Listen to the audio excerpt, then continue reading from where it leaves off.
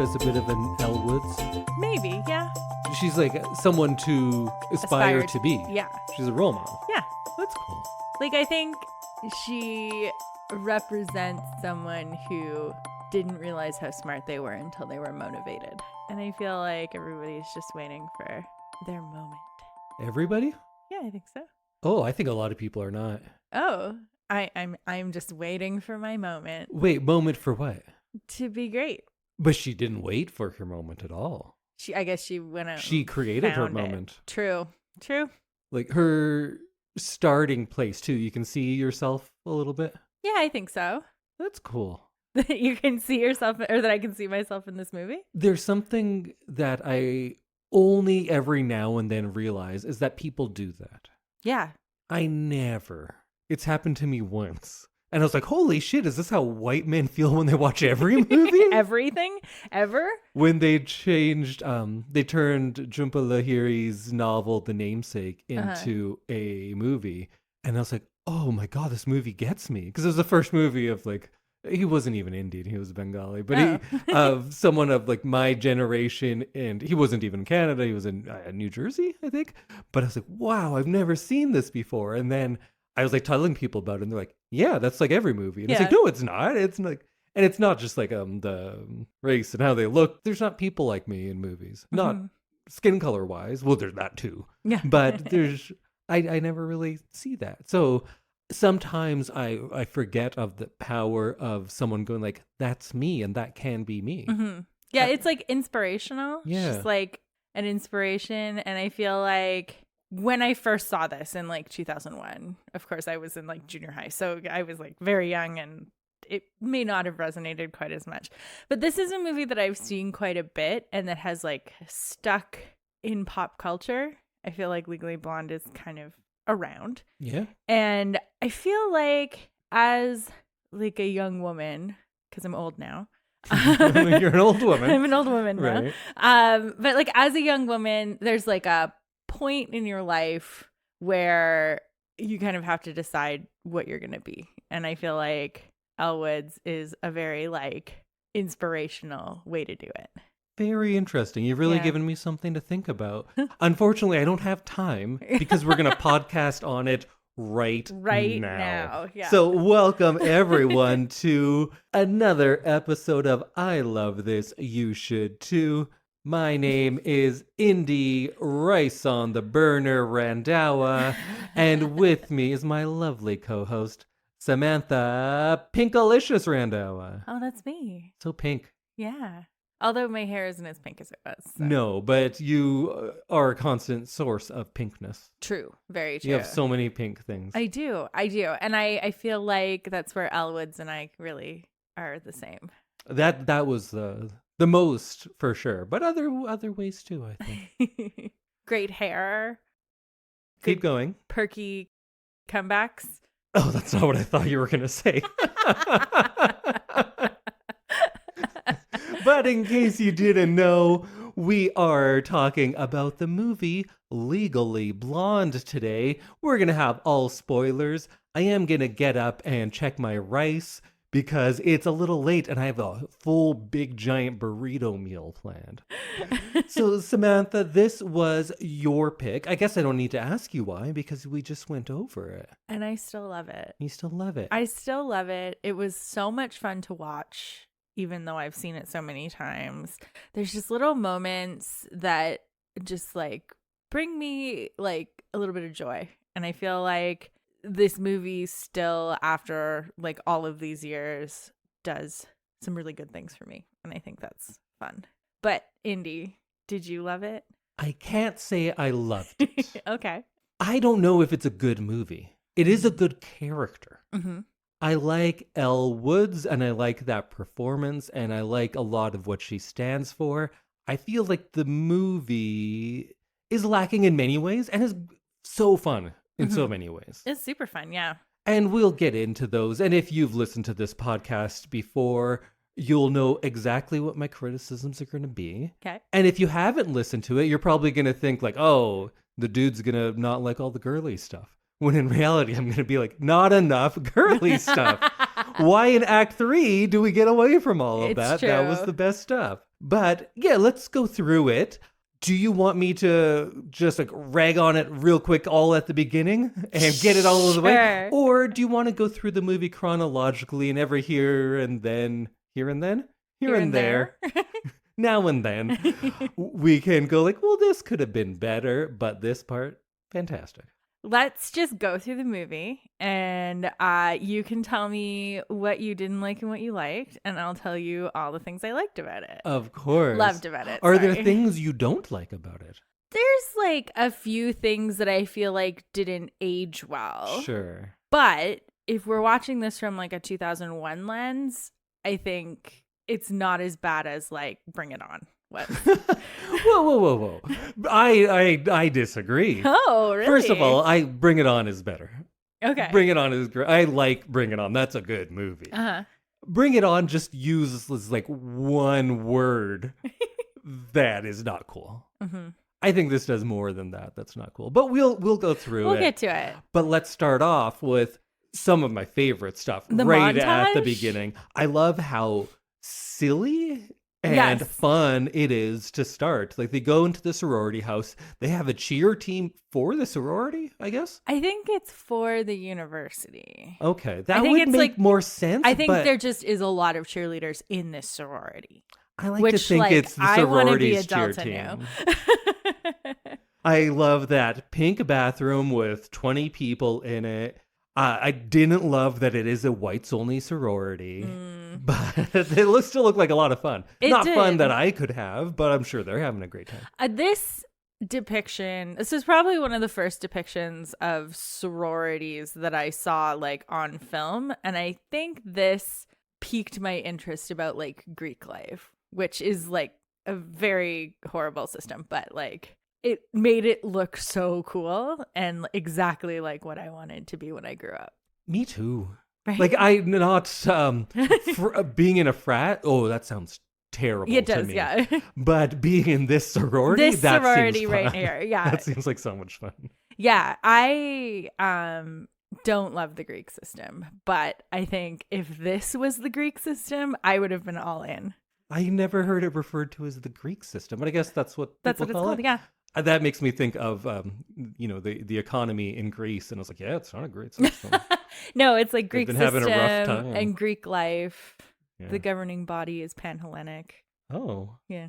that's weird.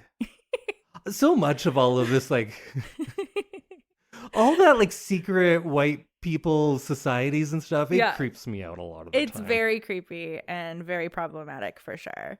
But not this one. Not this one. Well, this one is maybe. Well, it is whites only. But it looks like a good time. It does look like a lot of fun. And I just like loved, as an only child, I loved the idea of having just like sisters around for like if you needed to learn to use lip liner or like Right. whatever Amy needs. Especially in this place because you have plenty of sinks. Because that's the Exactly. problem with growing up with four sisters. You as I know, did. yeah. You don't get the bathroom. You're the opposite problem. But yeah, I think some of these houses in the Greek system are literally like apartment buildings. There's like can be like 150 girls living in them. That's too much, man. Yeah, I can only imagine. But they're also like multi-million-dollar buildings that are built with private funds. Bunch of multimillionaires living there. Yeah, exactly. But yeah, so what group would you have been in if you were a sorority girl in this house?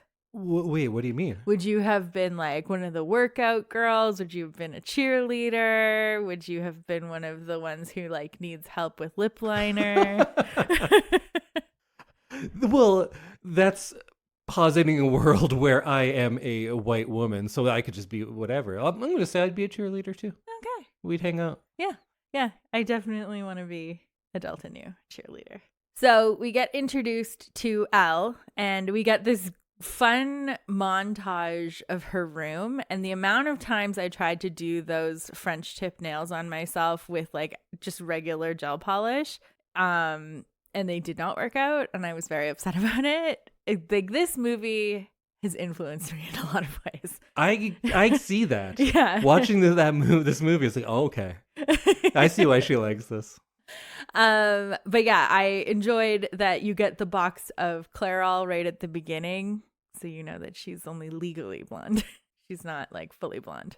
Oh, I see. You're catching all sorts of Yeah. things that I don't. I didn't know that. Yeah. It was only upon this watching, because I'd never seen it before, but I've of course heard of it. Mhm. I never got that it was a play on Legally Blind.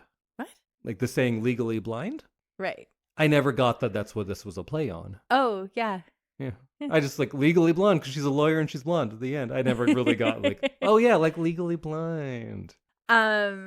So we get Elle in her sorority house, and she's getting a card pre-congratulating her for getting engaged from her sorority sisters. Okay, this is trouble. This is trouble. They have concocted an engagement. Mm-hmm. He has not learning about this character as we do. He's not done anything to make her think that they're getting engaged. He is pretty horrible. But at the beginning, is he? So I think we can fast forward to the dinner. The date, yes. She goes like, oh, so we're getting married now. And he's like, no, we're breaking up because I want this life. You're not the person for that kind of life. Uh-huh. Dick, sure. Yeah. Upfront and honest. True. Yeah. He says, this is what I want for my life. That is, you do not fit in what I want for my life. Right. We're breaking up. And what my family wants for my life. Yeah. Yeah. And she takes that as an invitation to stalk him across the country. True. What did you think of her scene that she makes in the restaurant? Oh, that was good fun. Oh, I think that Reese Witherspoon is a fabulous actress, and I think that she did very good work with that. All of the little like noises that Elle makes are like just so perfect for her character. I feel like Reese Witherspoon is the best. I think this is going to be a rare role reversal because when we watch a movie often, you'll be like, oh, how did you notice all that? I never noticed that. You've seen this movie 20 plus times. Right. I've seen it once 5 days ago. So I don't remember a lot of the noises or the Clairol boxes. So I'm going to rely on you for all of that. Sounds good.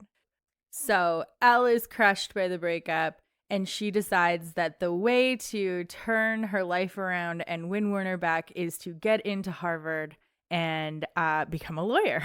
Right. To stalk him. To win him back. Through stalking.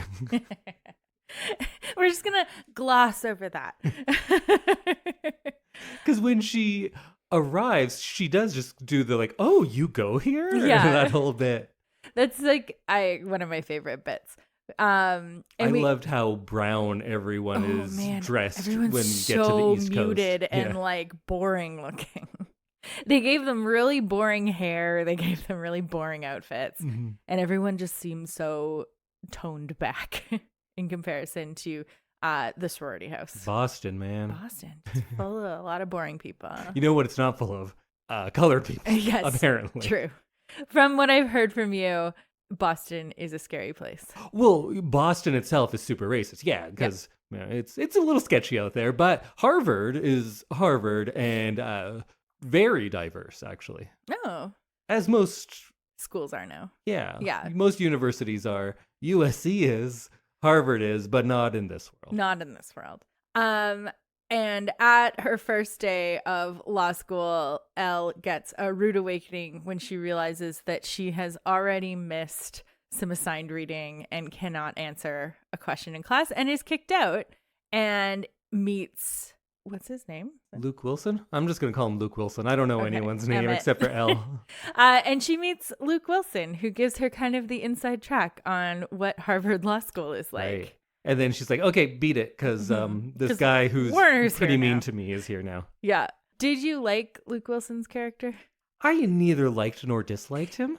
He's there. He's fine. He's not objectionable. I don't think he's particularly charming, but how about you? I think he's like low-key charming. Sure. I think that character doesn't need to be crazy and out there and like really make an impression on you because we've already got Elle, who is like the most. So I feel like he can just be there. Yeah. And he seems like I would believe that he's a lawyer. Sure. Because of like this character. He seemed very nondescript. Mm-hmm. But you could kind of say the same for Warner. Warner is seems like he was cast by a man who says like, oh, this is what 20-year-old women like. Right? Doesn't it kind of seem like that? Yeah, I can see that. It's more something that men aspire to be than what women want. Well, you tell me. No. Right? Would you agree with that? Yeah. Yeah. He's like an idea of someone. Like, he's clearly a handsome guy, but he's handsome in the type that men appreciate more than women usually. He's one of those guys who's like handsome and he knows it. Is kind of like too self-assured of himself.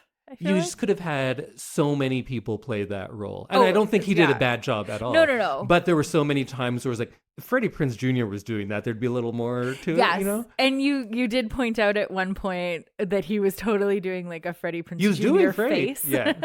But not as well. Not as well, no. But you can definitely see him. Because like, Freddie Prinze has a little more character to him. He does, yeah. I think he does that like smarmy rich guy better. Yeah. He coined that. We should do She's All That on here. Oh. See, I like talking about these kind of movies, but I just think it's a blind spot for me. But as long as I'm allowed to enjoy it and criticize it at the same time, like we're doing now. Sure. So she gets into law school very easily. Oh, yeah. And so this is one of those things where you'd be like, oh, Indy must hate that she just got into law school. I don't. No. I don't have issue with her immediately being good at law because she is set up, maybe not as a legal genius, but she is set up as someone who is very focused and very determined. Yeah. It's just she's focused and determined in things that Warner sees as frivolous. Yeah. So I don't mind all of that, but I do take issue with the fact that her journey into law, and I think we could argue her journey of self-discovery, is set in motion by her stalking a man across the country. Yes, that is definitely questionable. Yeah. I feel like, and I've heard this criticism from people, and they're like, why would Harvard accept her? And I feel like, having worked at a post-secondary institution and like knowing people in admissions, the more different your profile is, the more you're going to stand out. So I like actually believe that someone who's like a fashion major with a 4.0 and like great extracurriculars would get into Harvard Law. I believe that. I'm not sure because I don't know about Harvard Law. What I do know a little bit about is if you have a very specific training, that is very advantageous to get into law school because you will be that kind of lawyer. So something like fashion could be something that they see as a great advantage and something that she would then follow. I'm sure there's fashion lawyers, right? There has to be. It's like patent law. But it's like intellectual property patent law, which would law. Probably be. But on the other hand, them looking at her and framing this as a diversity enrollment, right? That's fucked up because she's she's a blonde. Yeah, but I guess that's diverse because everyone is white with brown hair at their school. There are no blondes at Harvard. And the fact that her essay is just her in a bikini talking to a camera. Yes. That, sure, you don't believe that, but it's a movie. So things like that, I'm willing to forgive because it's a fun, silly movie. She hired a Coppola for that. Which one do you think, Sophia? I don't know my Coppolas well enough. I'm going to say Sophia. Oh, okay. Is she the one who did Marie Antoinette? Yes. Yes, okay. Have you seen Marie Antoinette? I have. Would you like to do it on this podcast ever? Maybe. This will make you not want to do it now. I saw it in theater. I love Sofia Coppola. Like the vast majority of her movies, and some of them I thought were just amazing. So I went in that with very high expectations, and I thought it was one of the worst movies I'd ever seen in my life. I'd never been so angry in a theater. Maybe when I saw Avatar. Those are the two worst theater experiences. Oh. Marie Antoinette and Avatar. I haven't seen it in a very, very long time, and now I feel like I want to watch it again. Me too, kind of. Okay. Because it's like, I couldn't have been that angry at this movie. I remember seeing it and liking it because it was like, I love a period piece, and I love the costuming and like the grandeur, and Versailles is who cares beautiful. if Versailles has light bulbs in this version? Or that she's wearing Converse in one scene. But yeah, it's way off topic. Okay, we'll do that some point. Okay, sounds good. So she's in Harvard. Yes. She gets owned on her first day. Right. And has to like regroup. And it takes her a really long time to figure out that she needs like books and a computer and like a non-fuzzy pen. See, I don't think you do. No. I got through my whole university career writing in only pink and purple. Really? Yeah. Oh. But I don't hand in handwritten stuff also. No, true. But when she's feeling down, where do you go? The nail salon. The nail salon. Yeah. So she causes an accident. So she's kind of a dick. Yeah, she is. Elle is a dick, but you're with her on the journey. So you're like, Mm-hmm. oh, whatever. She like, I don't know. Maybe some people died and she just walked away from the scene. Ran into the nail salon. Probably brunettes though, so fuck them. Yeah, who cares? Right? Who cares about brunettes? Not her. Not her. And she says that. Some icky brown hair or whatever Icky it was. brown color of her hair. Can we talk a little bit? Oh wait, no. Okay, let's go to the nail salon. We'll get there. And then we'll talk about Selma Blair. So we meet Elle's new best friend Paulette. Mm-hmm. And I love Paulette. Paulette is super fun, and I liked her as a sidekick because she's kind of like knockoff Elle in that she wants to be the blonde who's like flirty and fabulous and like, but she's like not there. And I enjoyed her kind of little journey through learning all of Elle's magic. And Jennifer Coolidge is a gem. I think I'm just Jennifer Coolidge out. Oh. Like she plays the same character. Yeah. Pretty much always. And then she's in a lot of commercials now. Oh, is she? Where she just plays Jennifer Coolidge, but like to the max. There's just so much talk. I sound like Jack Nicholson when I did it. Yeah, you did. The other day I was doing a good Coolidge. Yeah, you are. But not now. This happens a bit later, but we're kind of jumping around. Mm-hmm. But with Coolidge's character, there's the sequence where they go to get her dog. Yes. And my criticism for a lot of movies like this is that they don't spend enough time on the female friendships, and it's usually an afterthought to the love story. Yeah. What I did appreciate about this is that seemed to take up more space than the love story did. Mm-hmm. Well, at least the second love story. Still, the first love story is the driving force, which is unfortunate, but that's how it goes. This is a formulaic movie, and that's not neither good nor bad inherently, but when they get to the parts of the formula that I don't like, that's when it falls apart for me. But I do like that they give some time to the friendship between these two here. In those few scenes, like the dog scene, I thought there was something like really interesting and thoughtful in how she was going to school and she's kind of learning this new language of law, and the professors are commenting on that, right? She's doesn't have her terms set, and she is gaining this new way of speaking, this new power, and she uses it to help out her friend, and she goes to that dick and uses all these legal terms. She does use them all incorrectly. Oh, yeah. Mostly all incorrectly, but she is using her new language to give voice to someone who doesn't stand up for herself, who lacks that voice. And I appreciated that scene. Yeah, I liked that scene a lot. I thought her use of like legal jargon, it was really just to like confuse him. Yes. So I forgive her for not using the words properly, but she was just looking for like the biggest words she knew, I think. I thought that friendship with their dogs, we haven't even talked about the dogs. Oh yeah. The true stars of the movie. The true stars in the movie. My favorite character is Bruiser. Bruiser is so good. And Bruiser gets quite a bit of screen time. Still not enough for me, but I appreciate that. But yeah, you get to see them bond over the love for their dogs, and you get to see them spend like some of the holidays together. And I just found that relationship very heartwarming. The dog relation. The relationship between Elle and Paulette. Oh, yes, that too. Yeah. I thought the two dogs. I found that heartwarming. You found the two dogs heartwarming? Yeah. Dogs warm my heart. Oh. Since we're on the topic, do we want to talk about Bend and Snap right now and gotta go in order? Yeah, let's do it.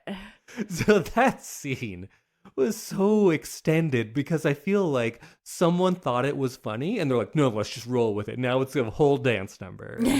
What are your thoughts on Bend and Snap? It works every time. No, it does not. If you want to show someone that you are both clumsy, but then also a sassy velociraptor, then I guess, yeah, it does work. In 93% of times, it results in a dinner invitation. I think someone should check those numbers. I don't think that's accurate. I get like bending over, and I thought it was going to be some like sexy thing where she'd look over her shoulder, but no, you like jerk your neck back and then pop your arms up like a little T-Rex and lift your boobs with your wrists. The sexiest of dinosaurs. See, I think you just like that because I call it kitty paws because you often have your hands like that. I do often have little T-Rex arms. That's like, I don't know why that's where my hands probably go, from this movie, probably. I assume. This is where you learned it. Yeah. It's just, I guess, is that the joke that it is bad? I think it's just that it's silly, yeah. Okay. Like, Elle is, like we talked about, an amplified version of a real human. Sure. And I feel like this is just an amplified version of something that you would do to try to, like, attract boys.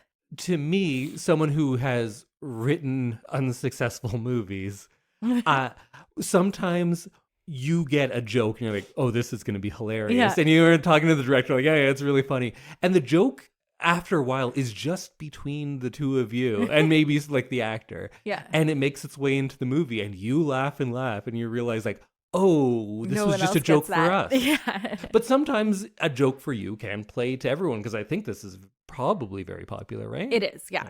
If you said bend and snap to somebody, they'd say, oh, it works every time. And I feel like the hair salon is like her surrogate sorority house. Yeah, definitely. Surrogate sorority. That's hard to say. But I feel like that little moment, she feels at home because she's leading the way in doing the bend and snap with everybody. And I feel like that is like a callback to the beginning of the movie where everyone's like doing each other's makeup and like giving out cards and just like having fun. It's a safe space where she can be her true self because she's putting on this facade to work in the legal world. Yes. And here she can just be herself and be comfortable and people are accepting of that.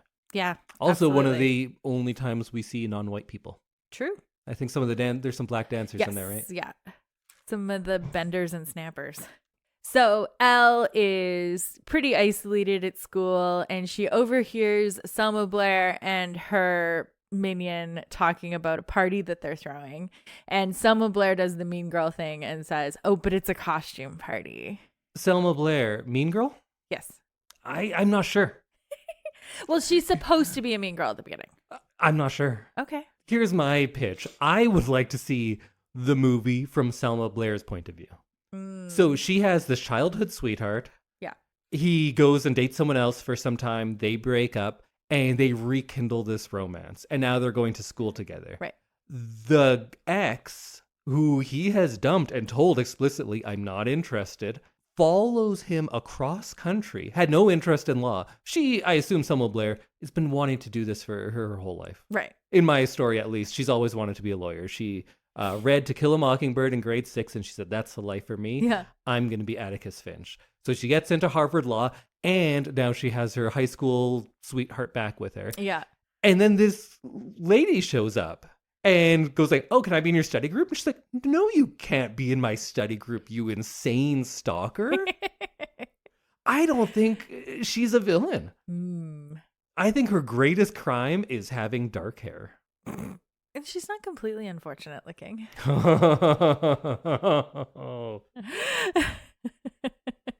They do make her dress like that alternate history Mary from It's a Wonderful Life. Do you remember when George doesn't exist and his wife has the terrible, terrible misfortune of leading a life as a librarian? Oh, yeah.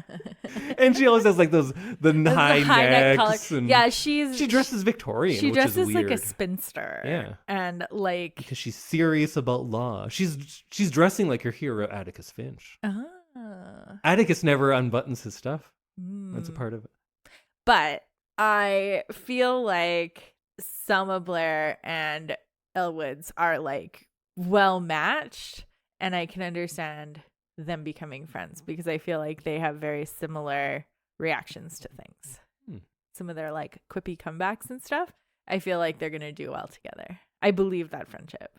So Elle shows up in a full bunny costume and high heels and ears and everything. And Selma Blair does such a good spit take. And then she proceeds to hit on her boyfriend right in front of her. Yeah. I think Elle's the villain in this. It's not a cool thing to do. No. Well, clearly he's the villain. Then Elle, then Selma Blair. Yeah. Okay. For now. So Elle realizes that Warner's never going to take her seriously. And so she decides to go. To move on? Yeah. And no.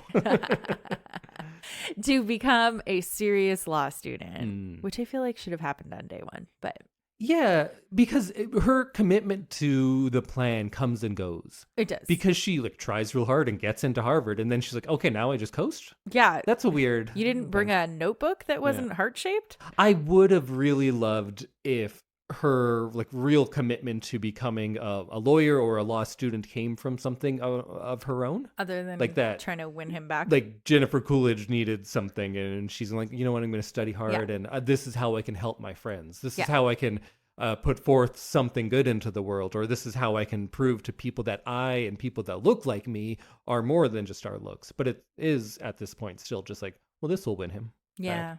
Back. Yeah. We see Luke Wilson again in the bookstore as she's trying to buy a computer in a bunny costume. Right.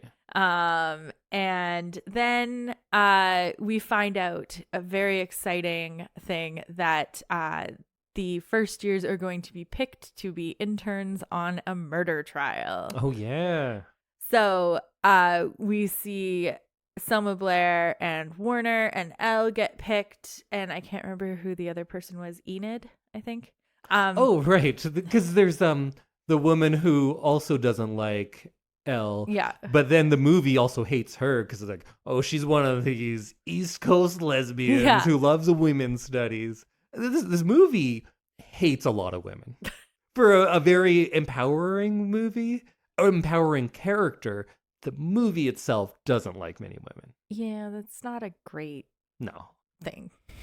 Especially brunettes. Oh, brunettes are the worst. Tell me about it. So Elle gets picked and she says, I have shopping to do, and rushes off to buy a whole new wardrobe to be a lawyer. There was that one scene where she's wearing what looks like a smoking jacket with a tie. That was very strange. Oh, the like wrap cardigan. But sure. She's also sort of dressed like a mermaid. Yeah. Yeah. It's like a Hugh Hefner mermaid. Yeah. That was a weird look. It's a mixture of that. Yeah. She has some very interesting outfits. Definitely. And I feel like we see Elle kind of lose herself in this black and white lawyer outfits. Right. And then at the end of the movie, which we will get to, she finds herself again and she figures out how she can be herself and also a lawyer, even though she's done like 4 months of law school. Yeah. So the trial. Again, nonsensical.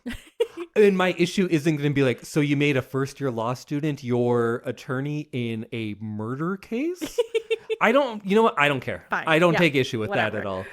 I do take some issue with the fact that, so Ali Larder, I don't know her character's name, she would rather go to jail than let people know that she got liposuction. Yeah. That says like a lot. Mm-hmm. Because I get it that it's a plot contrivance, just like, you're my lawyer now. And I don't have an issue with it on that aspect, but doesn't it also just further the shallowness of a lot of these characters? We're trying to say that just because I'm pretty and I care about these things doesn't mean I'm shallow in one note, because she's kind of shallow in one note. Yeah. I don't know. Brooke's character is kind of hard to pin down because she's supposed to be a Delta Nu. Yeah. And so she's from that like sorority world. So she intrinsically trusts her because she's like, oh, you are pretty and privileged and come from that world too. Yeah. So you are good. They're sisters. You are a good person because you also have lots of money. Because you also have lots of money. Yeah.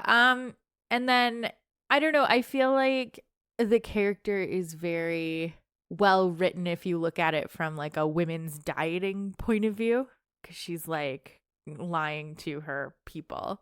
Yeah, so she is not a good person. No. So shouldn't be sympathetic, because the fact that it is liposuction that she's lying about, but then also selling this fitness lifestyle, it just kind of compounds what I already have issue with in this movie, that, yeah, if you're rich and privileged, you can do anything you want. And it's a movie about, like, you can be anything you want, but it's always underscored, but if you're beautiful and rich. Which, like, do we need empowering movies for beautiful rich people? They're pretty empowered. Last time I looked, beautiful rich people get what they want. Very true. And so many things in this movie just kind of underscore that the fact that she is, like, lying to people. Of course, it's nobody's business. Anyone can get liposuction. Go get it if you want. There's no judgment in that. But if you are then selling what you're doing as, look, you can do this and not need liposuction, then that is an issue. And then it is something that also comes back to her, like, yeah, if you're privileged like me, you can. But if you can't afford this, no, you can't. And that's, it's not great. Yeah, that's not a great thing to put out there. Also, just tell people and you won't go to jail for murder. Yeah, true. True. The interesting thing is that I never have, like, locked onto that piece. What do you mean? Like, I've never really cared about the fact that she was lying about having liposuction. Oh. Like, that's never something that I've spent a lot of time thinking about. I think more than male and female movies, when we bring things, you bring things that are rich people, and I bring things that are working class or poor people. Oftentimes, my movies are more masculine, yours are more feminine, but 95% of the time, yours are rich people and mine aren't. I think it comes in that more than it is like a man-woman thing. Yeah. I don't know. I've never really considered the Brooke lying about her liposuction. She could just get out of jail. True. She could get out of jail tomorrow. Yeah. And I don't even care about it as a plot hole of like, well, then, of course, then what's our story if she just gets out of jail? But it's an odd one. It's an odd one, yeah, for sure. So Elle is determined to help win the case without Ali Larter's alibi. And she says the iconic line of, well, I guess we're not very good lawyers then. And everyone's like, oh, like, I guess we have to work a little harder. Which I feel like real lawyers wouldn't ever bat an eye at. They'd be like, what do you mean? Like, of course we're good lawyers. And she kind of wins their respect by figuring out that the pool cleaner is gay. Right, which also, problematic. Yeah. They're like, wait, you know my shoes?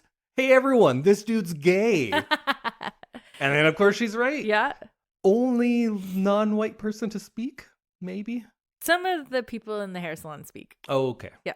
And there is the judge, who's your standard no-nonsense black female judge. Yes, true. She doesn't take any shit. I don't know who that is. I bet she's played other judges. Probably. She does do a very good judge, and I feel like over the years she's honed that for sure. Yeah, to stake the whole case on... I knew it had to be something that she has specific knowledge about. So I get that it's going to be fashion related. That's a good call. But then to also have it, her other skill is judging and stereotyping people. Yeah. As much as this movie is about her breaking through that, it is also about her and others placing it upon many other people. Which is why, like, the main message of the movie seems somewhat diminished, because it's like, yeah, you can be anything you want if you're blonde and rich and beautiful. I don't know that was in question before. Blonde women are more successful in the business world and in politics. They are unproportionally hired in to office, and CEOs are way more blonde than brunette, even though blondes are only 5% of the population. True. So I get that there are dumb blonde jokes out there, and that's not nice. I think it's also bringing back to me, I remember in elementary school and in junior high school when we would talk about stereotypes or prejudice. And in my elementary school, there were 4 of us who weren't white. And I'd had to sit in class and people would would go on about like, so once I heard someone make a blonde joke and that's not good. And we just talk about how mean it is to do blonde jokes. And it's like, hey, I got beat up and told to go back to a country I'm not from. We're going to, no one cares about that. Yeah. And it's just like blonde jokes were such a big deal that this whole movie being about like, they thought I'm not smart because of my boobs and how blonde I am. Yeah. It's like, you're not that marginalized, you know? You're a rich blonde woman. True. I think you're doing fine. Yeah, you could afford to dye your hair whatever color you want. Yeah. You could make it icky brown. Yeah. And then everybody at Harvard would take you seriously. One of the few things I know about the production of this movie is that there was an alternate ending where Selma Blair dyes her hair blonde.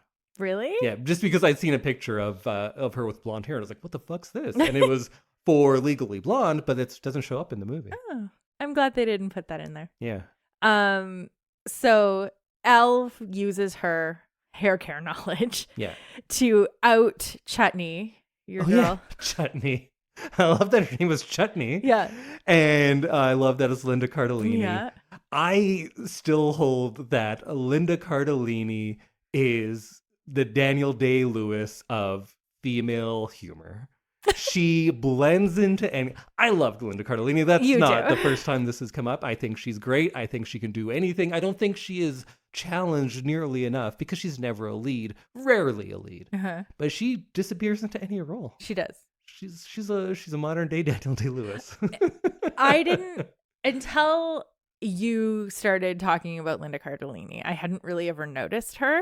And now you realize she's in everything. And I did not realize that she was in this playing Chutney. And I always kind of liked the character of Chutney because it's like you can tell that Linda Cardellini, or the actress playing this role, has thought about this person, has spent a lot of time thinking about what Chutney's like. And I just feel like that's what you get when you hire a pro like Linda. Yeah, the hair, the makeup, the like movements, the way she talks, like it was perfect. And Elle gets Chutney to confess to murder, basically, or attempted murder and murder. And by saying that she couldn't shower, she had just gotten a perm. I wish I could rewrite that scene. It was so clumsily done. Like right at the beginning, I know you were annoyed with me a lot in this movie because I wasn't. In the first 5 minutes, I was like, oh, this and this and this and this is going to happen. Okay, that was annoying, yeah. All right. And at the beginning, every scene, if I felt you can just tell every little specific thing. And I thought the perm stuff was very clumsily written. Yeah. Like she would know that. Not like Chutney, the character, wouldn't make that mistake. Mm-hmm. True. It's too obvious. Yeah.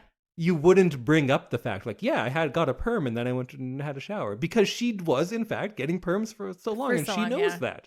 So why would you say it? Yeah. They had to give something for Elle to have insight into. Yes, but it could have been something so much more complicated, something that Chutney herself wouldn't know so easily that she did. But again, I'm being picky about the script. I thought the script is not great. Yeah. There's a great character and a great idea, and then a lot of clumsiness around it. I think that Chutney was banking on the fact that most lawyers, unlike Elle, wouldn't know the rules of perm. But then you wouldn't bring it up. True. You don't bring up a lie. Yeah.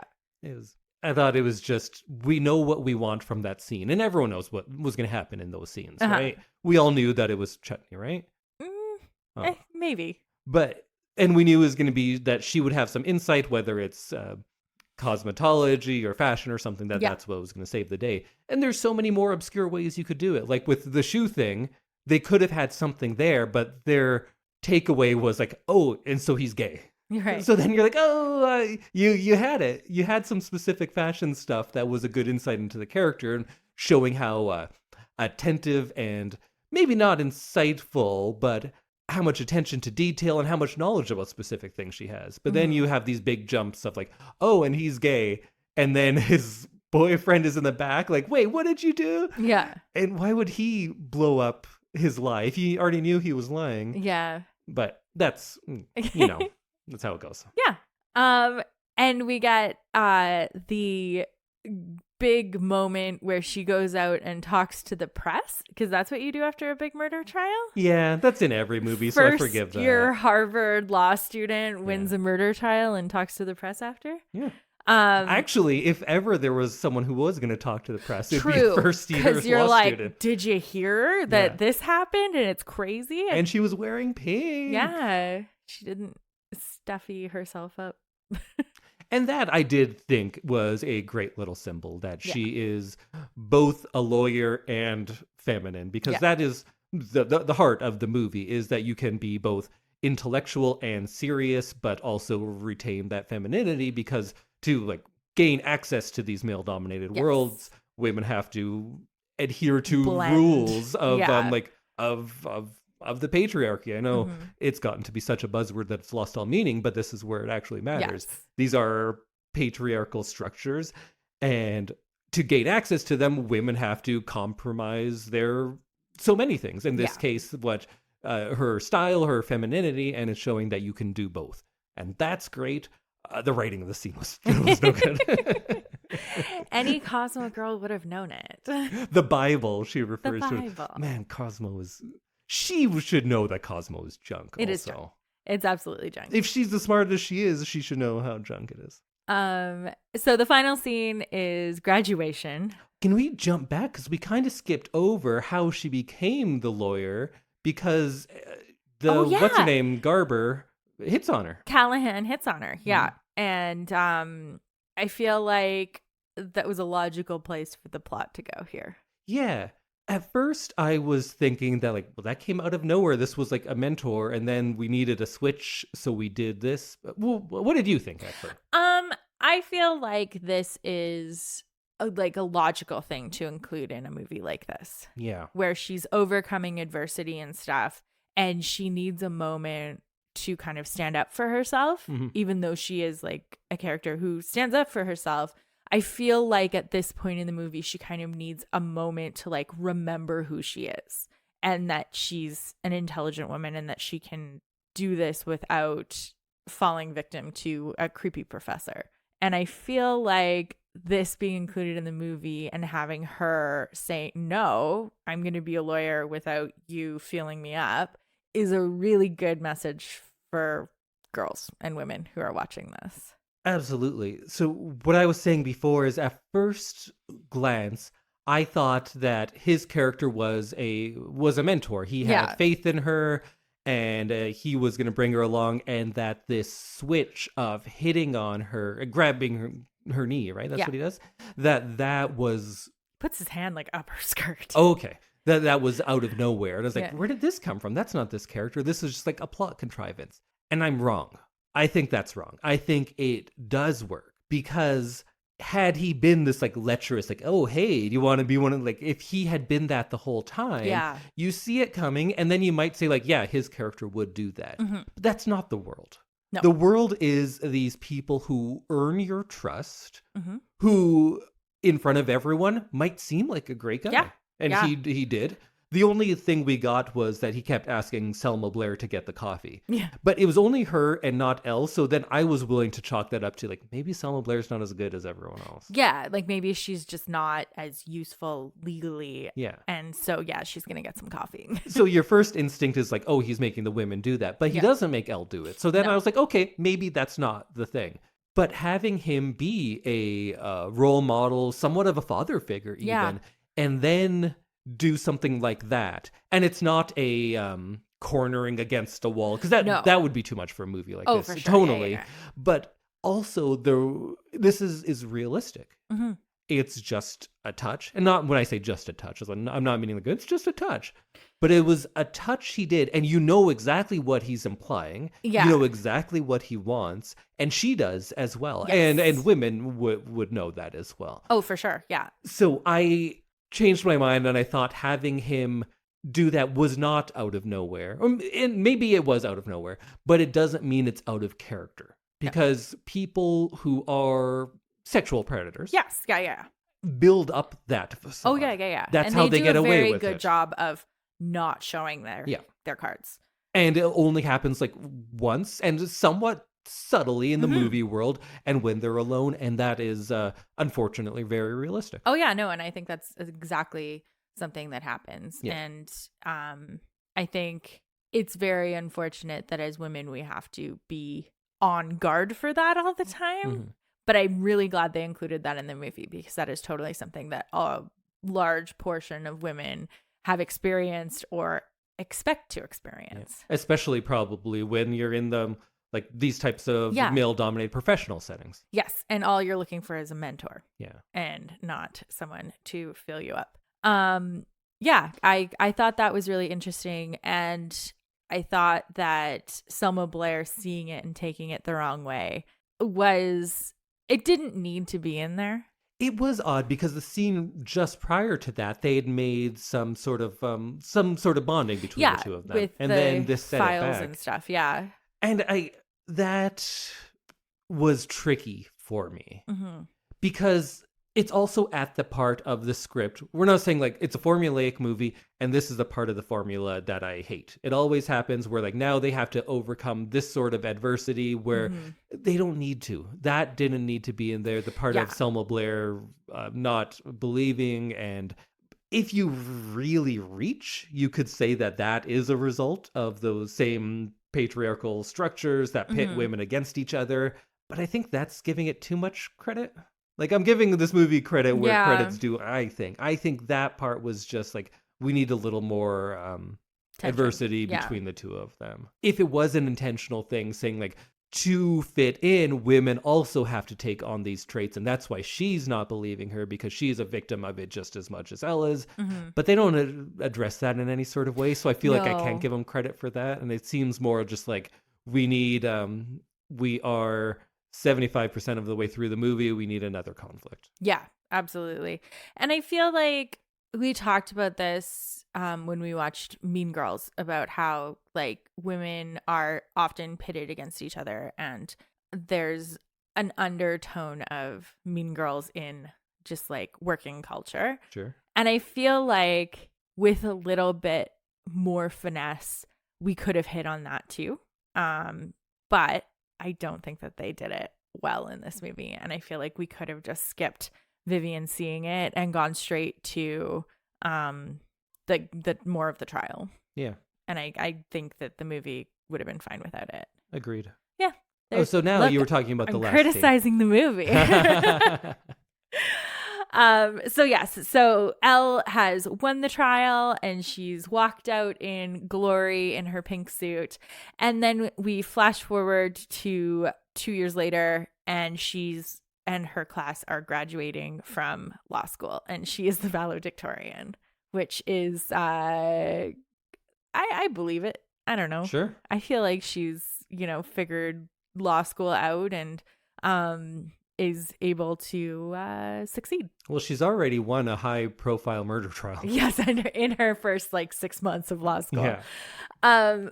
And we see kind of updates on the screen, like text updates about. I love when movies do this. That's my favorite part of like Animal House. I love when they do the whole things like that, and I wish more movies did that. And did I love it here? No, they weren't that funny or great, but they were fine. It prevented it from being a 3-hour movie. Yeah. Which I appreciate. Yeah. So we find out that Elle and Vivian have become best friends after Vivian dumps Warner. Warner is basically just a big loser now and doesn't have any prospects. That's one part I don't believe. No. Well, this rich, handsome dude has just like nothing's working out for him. He's gonna be fine. I think his family is gonna step in. Exactly. But he on his own has no prospects. Sure. He graduates from Harvard Law. Yeah. I think he has prospects. Yeah. Okay. I like how that's where I draw where I cease to be able to sustain any sort of disbelief is that a rich, white, handsome Harvard grad has no prospects. Yeah. Absolutely not. I don't believe that for a second. Well, there's a dad in every family. He graduated from Harvard. I know. And we find out that Emmett and Elle have been dating for the rest of law school and that he's going to propose to her. Right. And that is the end of the movie. Oh, and that Paulette and the UPS guy got married. Oh, right. I and forgot then they're about having a him. baby Yeah. named Elle. Right. And then they all throw their hats in the air and everyone's happy. Even though that's the beginning of the ceremony. Yeah, I guess. Yeah, you're right. The speeches are always before the people get their degrees. Yeah, but that doesn't look good on... No. Both of my... all three times I've graduated wearing a mortarboard, they didn't do the throw up thing. I also have never thrown my mortar board. Mortar and pestle? No, that's... Okay. That's what I make guacamole with. Okay. Mortar board. Mortarboard. Okay. But what are your final thoughts? I think this is a fun movie. It's problematic in some parts, but I think that overall, I still love this movie. What about you? I enjoyed it. Mm-hmm. It's fun. It's fun. It's worth watching. It has some great feminist messaging, but also like Elle seems to hate a lot of other women, and it seems like the movie does too. That weirds me out a lot. It's about like overcoming societal expectations, and you're like, yeah, great, but then it's hard not to acknowledge that the thing she's overcoming is being Blonde. rich and beautiful and blonde. Yeah. And also she mentions that her boobs are too big a few times. Yeah. That's I don't know if it's that hard to overcome, I gotta say. True. And sometimes the moral messaging is a bit hollow because it is this character who is this kind of is a feminist icon, right? In a lot of ways. Yeah. But simultaneously, she does the things she accuses others of doing to her to many other people. And then you're like, that's like the whole girl boss thing annoyed me because they're like, yeah, women can be assholes too. And it's like, or we could just all not be assholes. Maybe that's what we should strive for. Very true.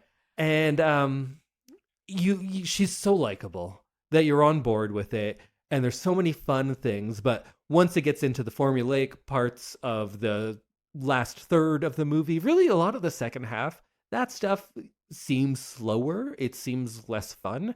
It's less about Elle being Elle, which is the best parts of the movie. Absolutely. And more about like, we have to hit these notes because this is what happens at this point of the movie. Those parts are less fun. And the more you think about certain things, the less you might like those things. Yeah, so just don't think about it. That's probably the message. And it's not like plot stuff. No. If you're going to be nitpicky about the plot, you probably just shouldn't watch movies like this.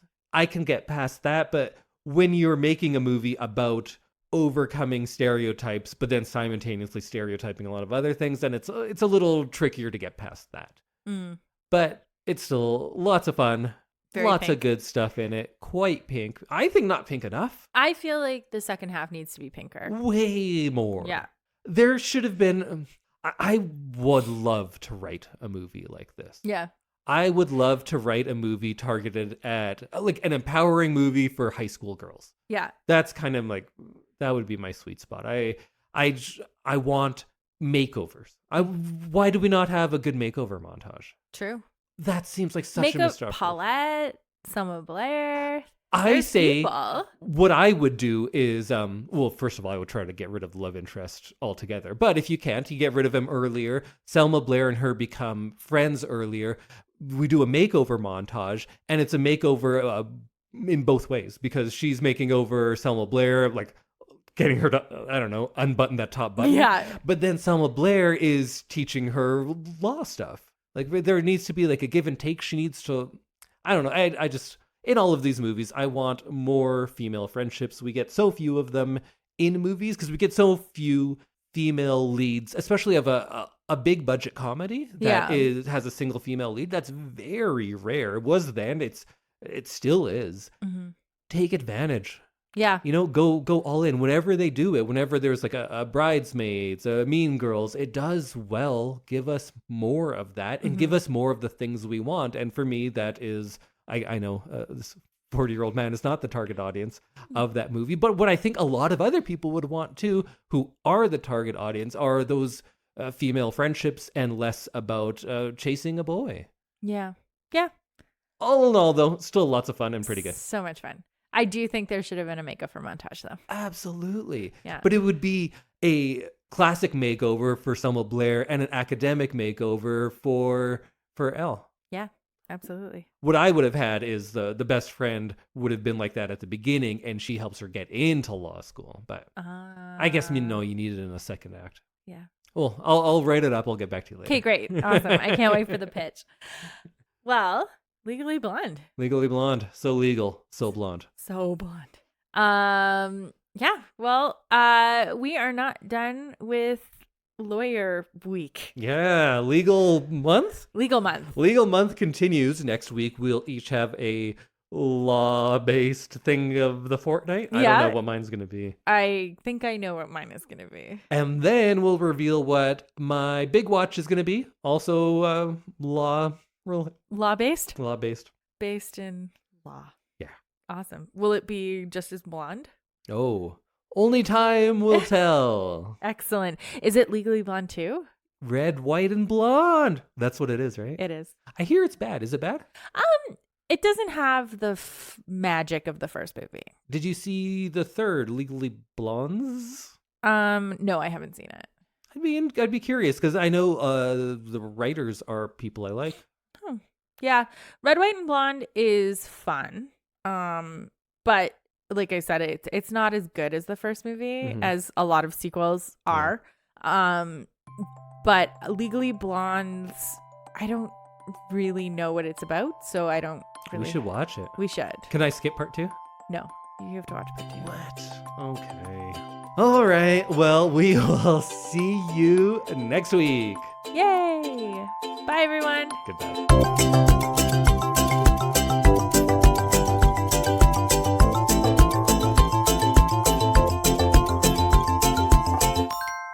Esophagus. With a G, uphagus. That's weird.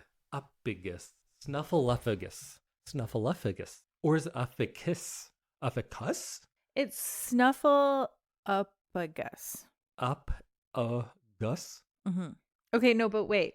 So the Google search is Snuffleupagus. And then right next to it, it says Snuffleupagus. So who knows? Wait, what do you mean the Google search? Like the autocomplete? Because autocomplete. Luphagus. Luphagus? Snuffleupagus? Snuffleupagus. Snuffleupagus? Yeah. What? Luffhagus. Snuffleupagus. I don't even remember what I was saying was right, so. Snuffleupagus.